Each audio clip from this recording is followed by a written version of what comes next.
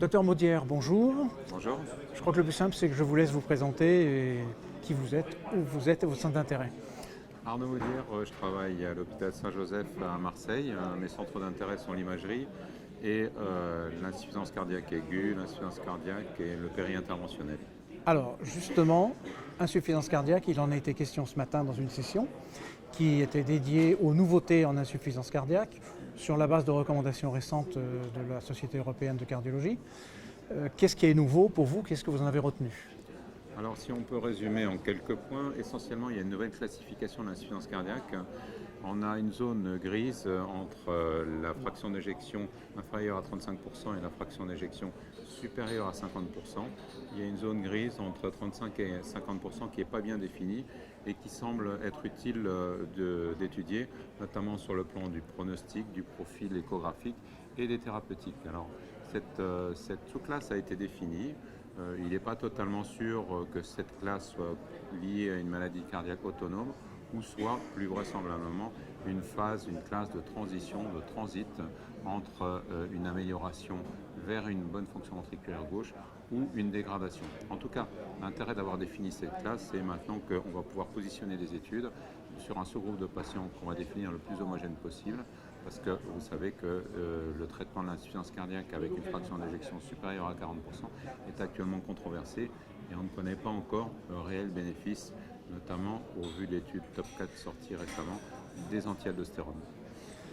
Et test fonctionnel, donc on parle d'épreuve d'effort en particulier. Oui. Est-ce que l'épreuve d'effort a sa place pour ces patients qui sont borderline? Pour ces patients borderline ont été définis comme une sous-population à étudier.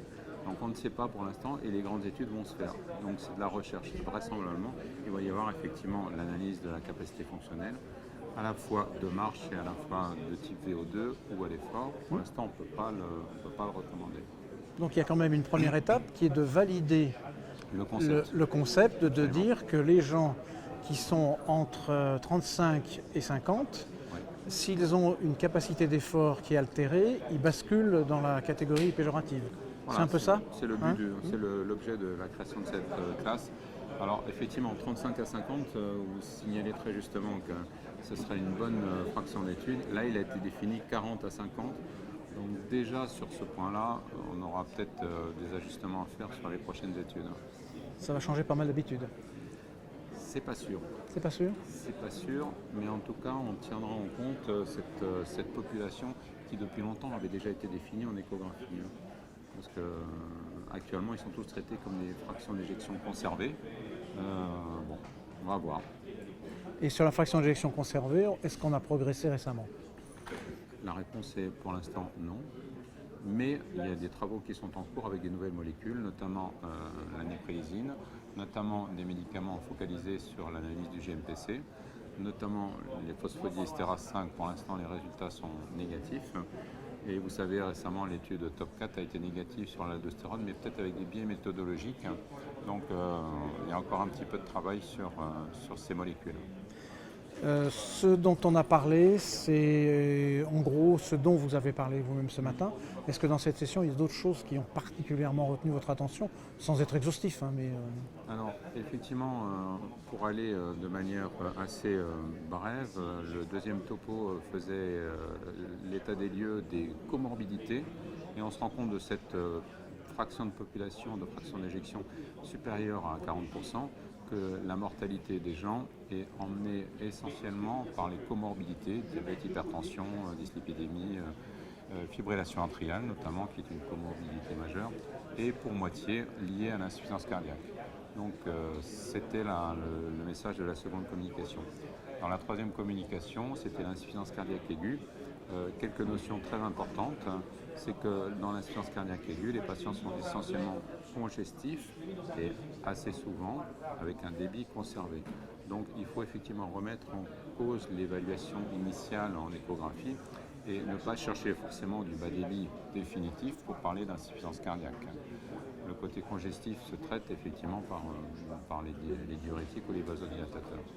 Petit point également, les grandes études actuellement, notamment l'insuffisance cardiaque aiguë, ont démontré l'aspect et le côté délétère de l'adrénaline notamment en cas de cardiopathie ischémique, où le vasopresseur recommandé est plutôt la noradrénaline. L'adrénaline entraînant un stress et une majoration d'ischémie.